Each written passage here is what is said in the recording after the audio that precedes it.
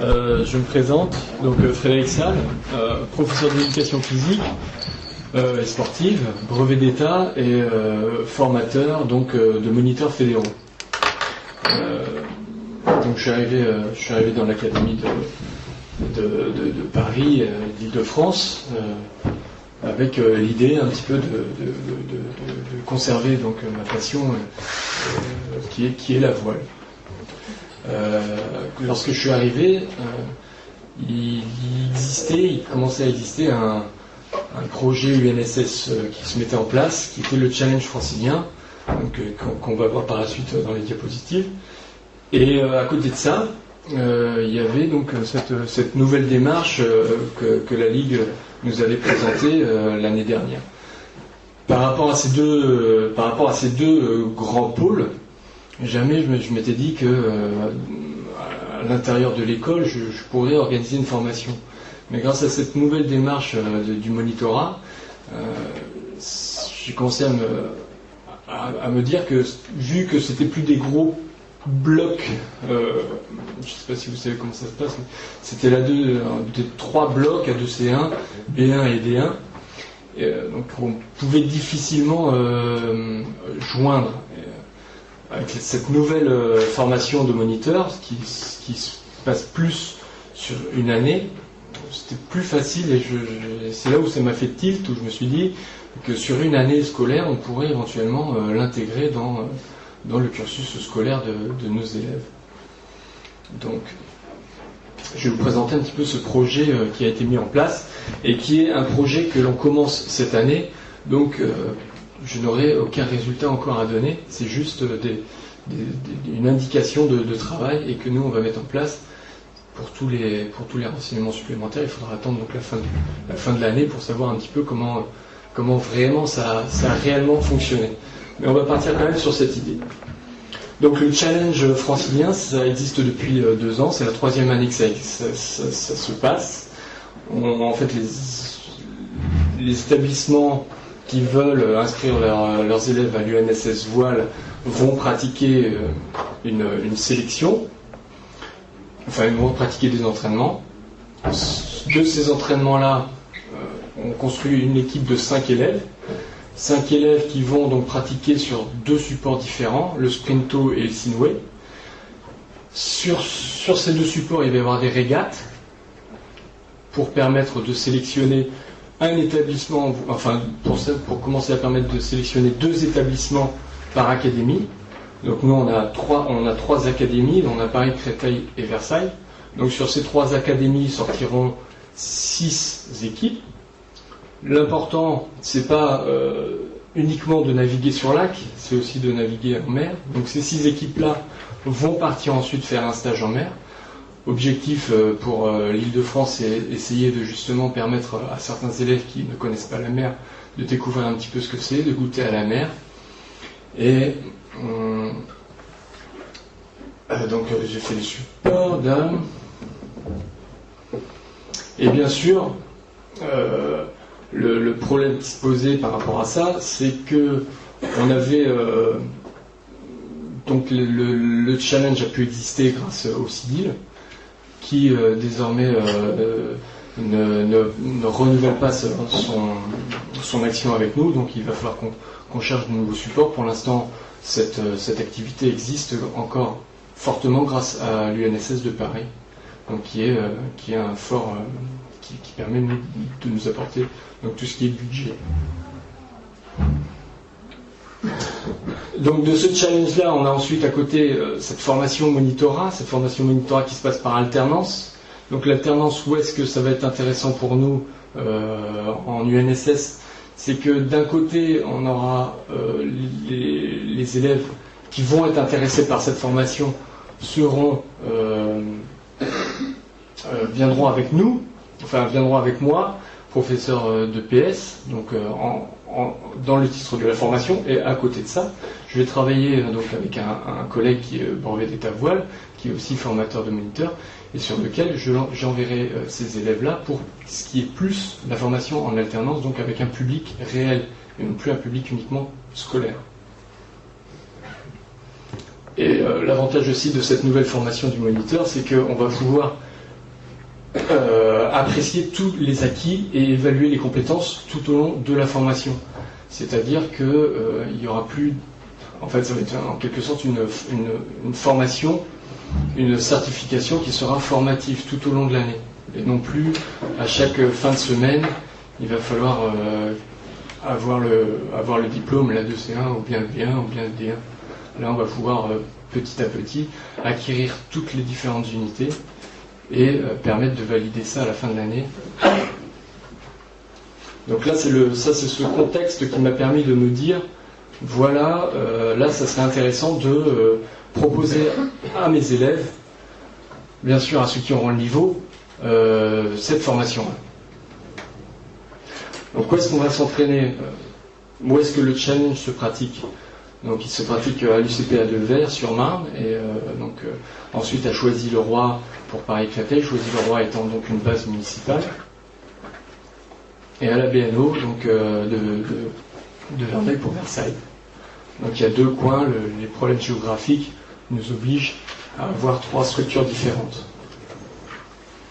Et on a évidemment le week-end en mer pour donc essayer de permettre à la majorité des élèves d'Île-de-France de découvrir un petit peu ce que c'est que de naviguer en mer et pas uniquement rester sur un plan d'eau fermé.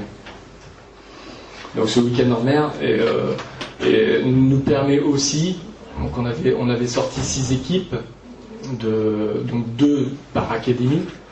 De ces 6 équipes-là, il va falloir en sélectionner qu'une seule pour qu'ils puissent participer ensuite au championnat de France UNSS. Et donc ce week-end-là nous permet aussi de faire une sélection sur ces 6, de garder le meilleur établissement de l'académie et qui participera ensuite au championnat de France UNSS. Donc il s'est passé ces 2 dernières années ici, sur classe 8, et qui se passera cette année à Cherbourg.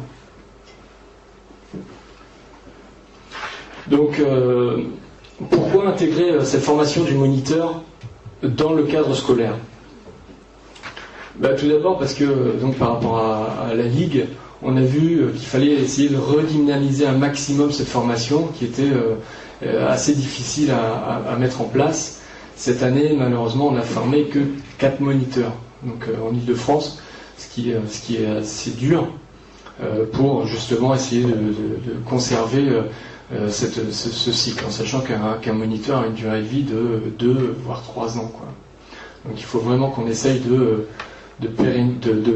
redynamiser cette formation en Île-de-France.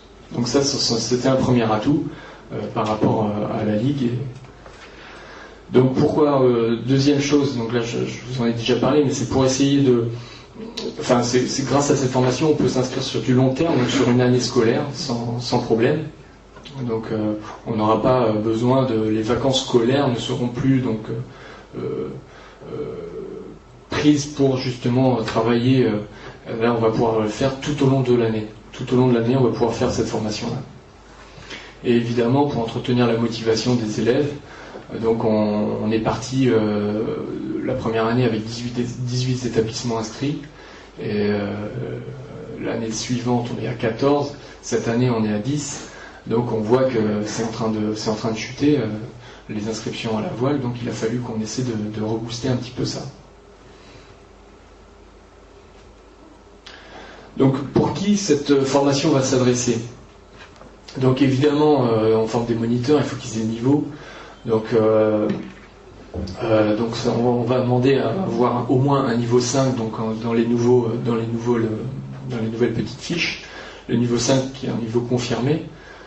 Niveau 5 de la Fédé, comme pour les initiés de niveau 3. Donc c'est-à-dire que le niveau 3 c'est je suis capable de pouvoir naviguer un petit peu partout sur le plan d'eau, mais j'ai besoin de la surveillance quand même du moniteur pour au cas où il y ait des problèmes. Donc pourquoi pourquoi on a choisi le niveau 3 de la classe de seconde? Parce que là c'est un pari, on s'est dit que voilà, les élèves de seconde qui auront une certaine autonomie en voile mais qui ont encore un petit peu des difficultés, on va essayer de les accrocher, de les rentrer dans cette formation et de faire en sorte, puisqu'on les a sur 3 ans, de faire en sorte qu'à la troisième année, donc au moment de la terminale pour eux, qu'ils aient au moins ce niveau 5, donc pour pouvoir rentrer dans cette formation du monitorat. Donc évidemment, il faut être licencié à l'UNSS, et on va demander qu'il soit licencié à la Fédération française au moment des certifications.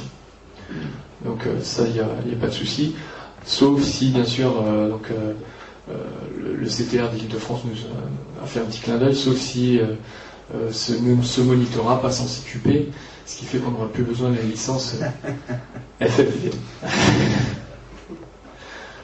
C'est CTR qui l'a dit. Et pour les élèves de 16 ans, donc à partir de 16 ans, pourquoi 16 ans? Parce que c'est à peu près la fin de la seconde, qu'il faut donc avoir 16 ans pour le permis maire, qui est maintenant un prérequis pour l'entrée en formation au monitorat. Et de toute façon, le monitorat ne sera validé qu'à 18 ans.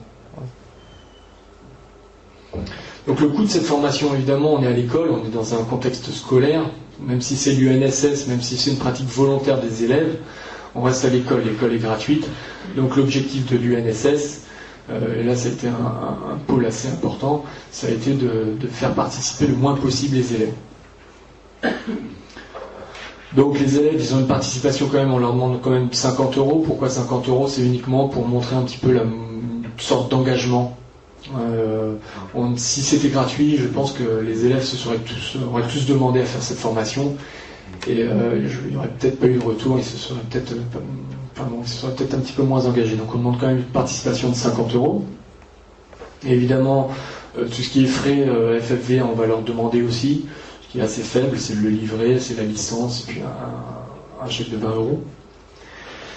Et on leur demande aussi, un petit peu comme ce qu'il y avait eu en Haute-Normandie, de participer uniquement sur les timbres fiscaux pour le permis bateau, donc qui est de 100 €. La formation étant prise en compte par l'éducation nationale. Donc comment là on a pu essayer de mettre des plans, essayer de pouvoir mettre des élèves sur ce permis bateau. On a des formations pour les enseignants au permis bateau, un peu comme ce qui se fait en Haute-Normandie. Il nous reste des places régulièrement, et donc là on va essayer d'intégrer nos élèves à ces formations. Donc ce qui reviendra à finalement pour eux uniquement payer les timbres fiscaux, et pour nous à boucher les trous, donc pas à dépenser trop d'argent. Donc comment va se passer cette formation sur cette année et sur les années suivantes? Tout d'abord on a fait une sélection évidemment sur les 10 établissements. Si on regarde, il y a 5 élèves par établissement pour faire une équipe, donc ce qui nous fait 50 élèves. Sur ces 50 élèves là, on a bien sûr des débutants qui n'ont pas pratiqué de voile.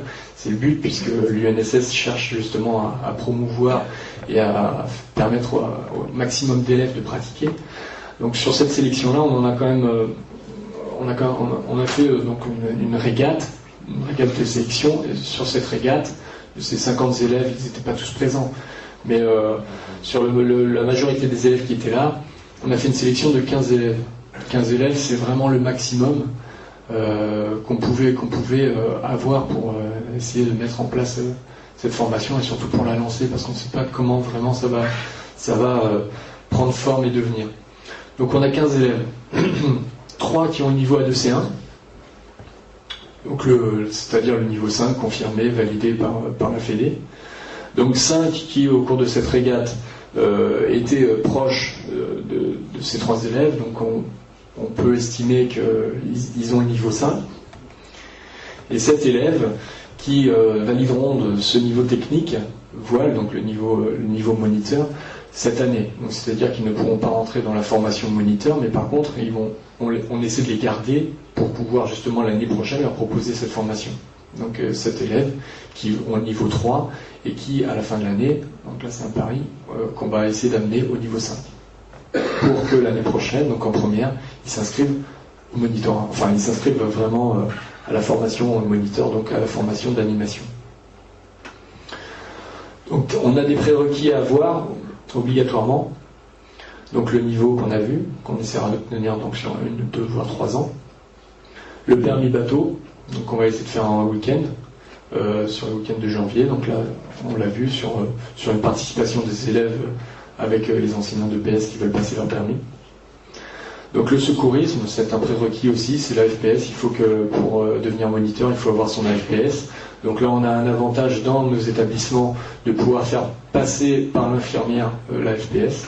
Donc là aussi, il y a un gain de moyens, donc un gain financier. Et puis la communication à distance, c'est-à-dire donc savoir un petit peu manipuler une VH, que l'on va faire au cours durant les régates. On a 15 moniteurs, donc c'est assez énorme, mais les régates vont se passer surtout à l'UCPA de Vers, ils ont 10 VH, donc on va pouvoir vraiment faire une formation intéressante avec ça. Donc le planning ensuite sur l'année. Comment cette formation, donc elle a commencé avec une régate, maintenant comment est-ce qu'on va la gérer un petit peu mieux. Donc, tout d'abord pour les élèves de seconde, donc ceux qui n'ont pas leur prérequis, on va essayer de leur faire passer ce niveau technique, de leur valider ce niveau technique, mais c'est surtout ils vont être importants pour ceux qui ont les prérequis puisqu'ils vont servir de public qui est en quelque sorte témoin. Et donc les futurs moniteurs vont pouvoir se faire en quelque sorte la main sur nos élèves de seconde. Donc d'un côté, ça permet à nos élèves qui n'ont pas le niveau de pouvoir pratiquer, de continuer à pratiquer, et de l'autre côté, ça va permettre à nos élèves qui ont le niveau de commencer, avant de toucher un public réel, un public de clients, de se faire la main et donc d'essayer de s'entraîner. Donc c'est surtout sur les épreuves de sécurité, puisque tout ce qui est sécurité, on ne peut pas le faire sur un public réel. On est obligé de le faire sur un public de moniteurs. Donc les entraînements, ils vont se passer durant tous les samedis de l'année.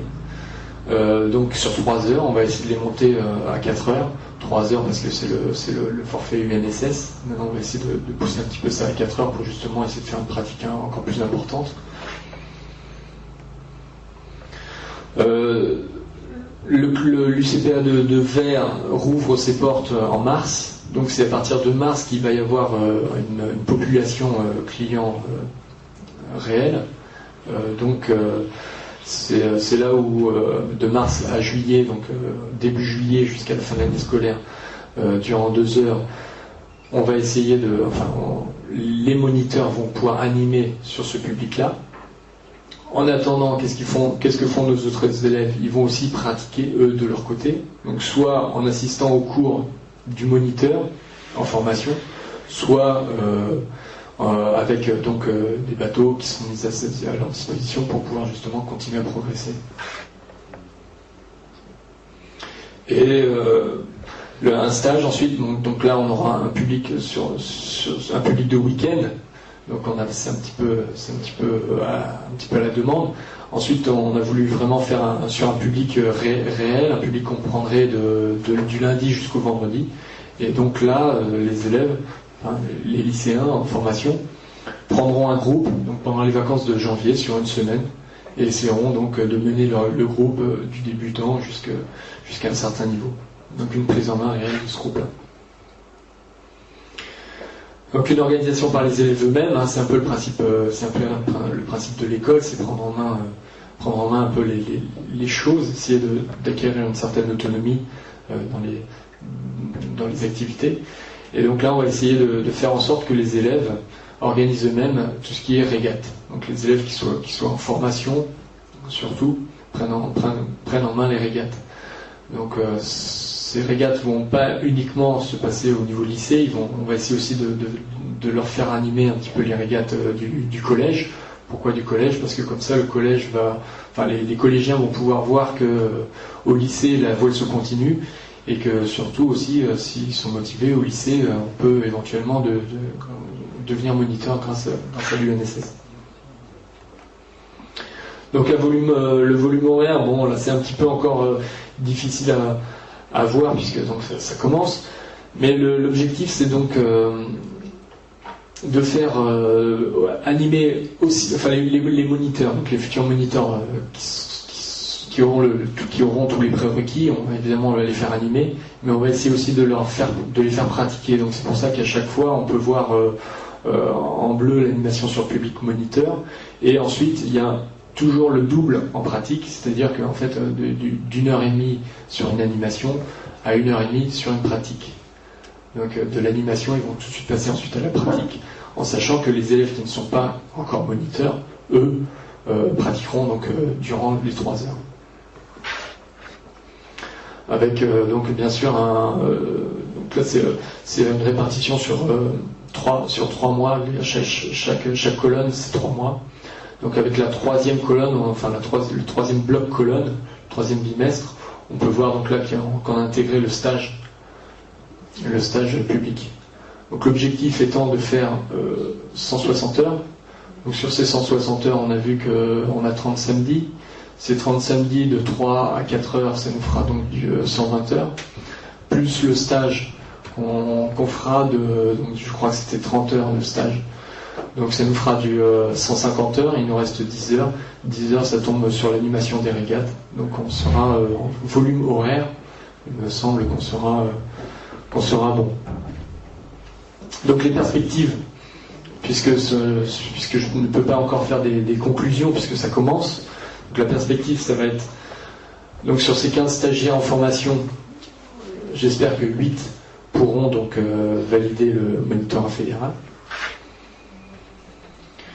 Donc le reste, on espère qu'ils l'auront l'année prochaine, l'année suivante, donc 2007-2008. Et évidemment, vu qu'il y aura 8 formés, il va y avoir un trou de 8 élèves.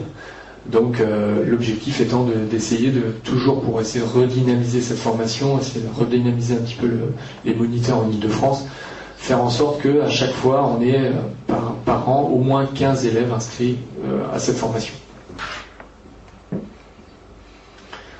Donc là, moi ce que je ne sais pas, c'est si au niveau national, s'il y a quelqu'un ou quelque chose qui est fait aussi dans cette perspective.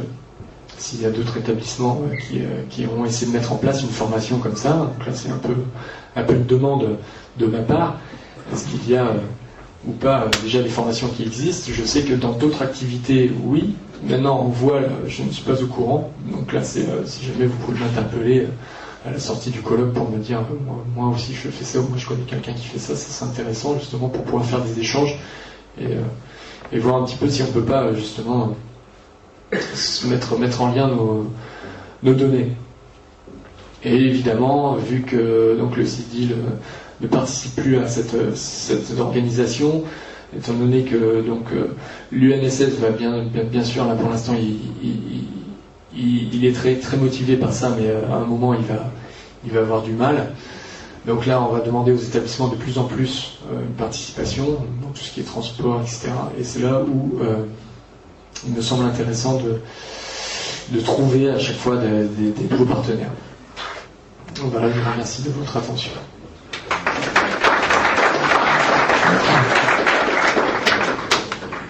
Avant de passer la parole à la salle, juste 2 remarques. Tu as dit en introduction que la durée de vie d'un moniteur c'était 2 à 3 ans. C'est sa durée de vie professionnelle, c'est un métier dangereux. Ah ouais. Parce que vous aviez pas. Et donc le coût moyen de la formation traditionnelle, on va dire, à la louche, si on compte tous les frais, notamment les prérequis, le permis, la FPS, le CRR, enfin le radiotéléphoniste, en gros on l'estime à 1 500 €. Donc voilà, c'est pour donner l'échelle à peu près de participation demandée aux élèves par rapport au coût de la formation. Les réactions ?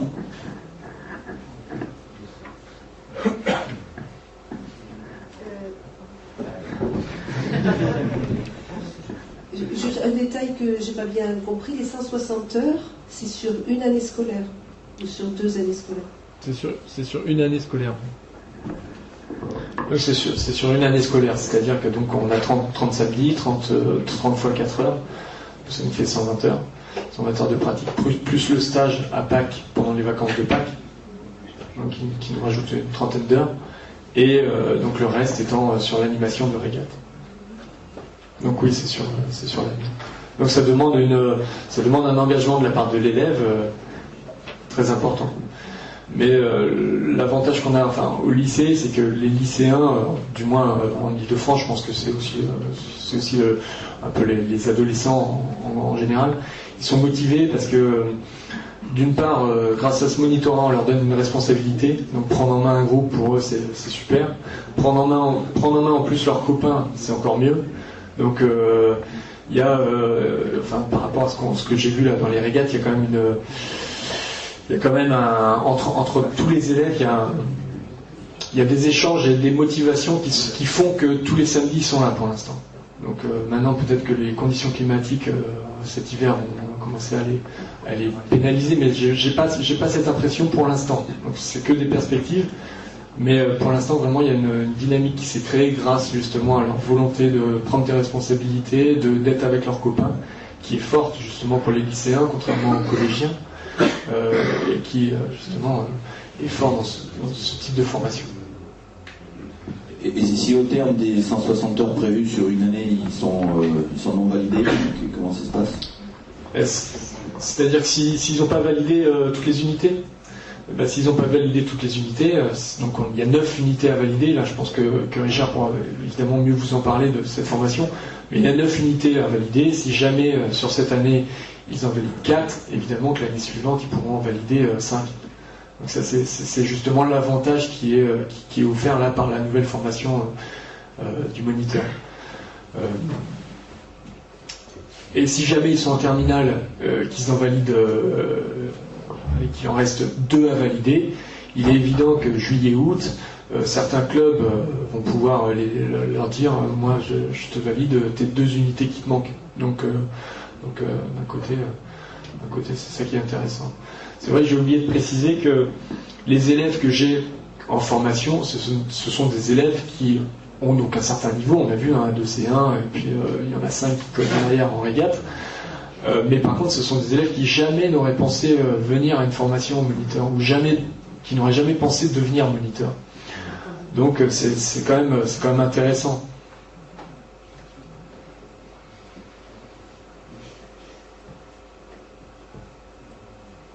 Le but étant aussi de faire en sorte que, justement, comme ils ne sont pas devenus moniteurs, de faire en sorte qu'ils s'inscrivent dans un cycle après de club, puisqu'ils n'ont jamais pensé devenir moniteurs, ils n'ont pas la licence, donc ils ne se sont jamais inscrits dans un club.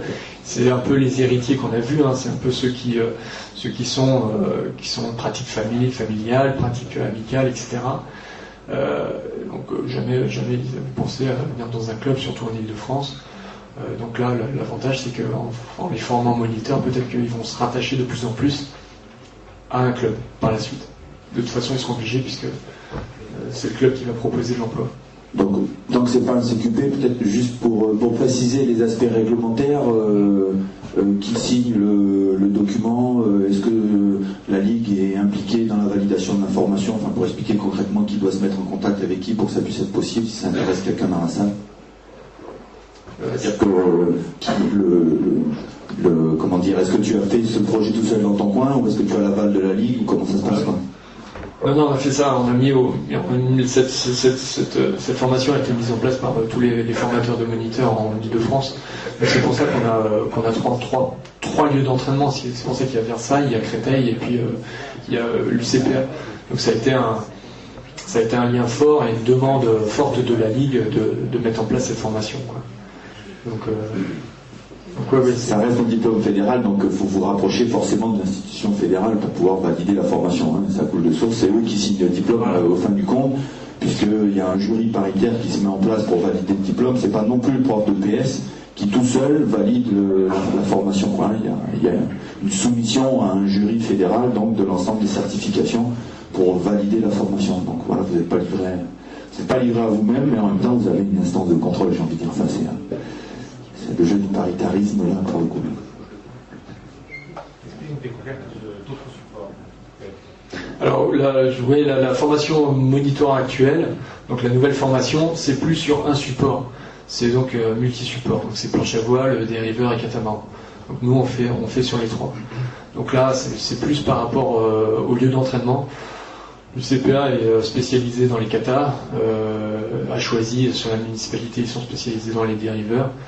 Donc après on alterne avec les moniteurs, on alterne cette formation. Mais c'est multi-support. Ouais. Et on va essayer de faire la planche à voile qui existe quasiment pas du tout à l'UNSS en Ile-de-France. Donc là aussi c'est un peu une entrée dans l'activité d'une nouvelle activité. Les nouvelles règlements fédéraux, en gros, l'idée c'est de dire qu'il y a une formation, il n'y a plus de diplôme fédéral dériveur, kata ou je ne sais quoi, c'est un diplôme voile. Ce qui valide sa compétence d'encadrant, c'est les niveaux techniques. Donc, pour pouvoir encadrer sur différents supports, il faut avoir la validation des niveaux techniques sur différents supports. Donc, s'il a une validation de niveau technique en bateau collectif, eh ben, il ne peut encadrer que du bateau collectif en théorie. S'il a validé ses niveaux 5 en dériveur, en planche, en bateau collectif, ben, il peut encadrer sur ces 3 supports. Je ne suis pas spécialiste sur le passage du bac pour les jeunes, mais je pense qu'en EPS, ils doivent passer 3 modules de PS et avoir des notes pour le bac. Non, c'est pas un système comme ça. Ce ne sont pas des modules sportifs pour le bac. 3 activités. Oui, 3 APS, ouais. Bien ça. Est-ce que la voile est un module qui peut s'intégrer justement dans le... Alors oui, il y a donc à Créteil, à Créteil, on a une option voile. Donc une option voile qui fait passer le bac. Donc j'étais agréablement surpris de voir que sur les 51 élèves nationaux qui passent le bac, il y en avait 10 à Créteil. donc oui, ces élèves-là que j'ai, moi, cette option voile à Créteil, évidemment, grâce à cette formation, ils vont avoir peut-être pas des validations parce qu'ils vont passer le bac, ils vont passer l'épreuve du bac comme tout le monde, mais évidemment qu'on leur fera passer le bac. Par contre, j'ai un élève qui fait cette formation et qui est dans un établissement. Là, je ne pourrais pas demander au prof de PS de lui permettre à cet élève de passer le bac voile. Il a déjà ces 3 activités dans son établissement, donc il n'y aura pas de point. C'est uniquement pour ceux qui sont en option voile bac qui pourront faire le bac. Il faut qu'il y ait l'option bac voile dans le lycée. Ouais. À moins de le prendre justement en option facultative, la planche à voile par exemple. Option facultative planche à voile. Mais là, nous, en Ile-de-France, on n'a pas cette option. Sachant que l'inscription dans les programmes donc, de classe de terminale et de la responsabilité, il y a des activités qui sont fixées au plan national, il y a des activités qui peuvent être fixées au plan régional, et c'est de la responsabilité de l'inspection d'académie et du poids de force de conviction des IPR. Donc dans des régions maritimes, on arrive à inscrire la voile, mais elle est en concurrence avec toutes les autres activités qui ne sont pas inscrites au programme général.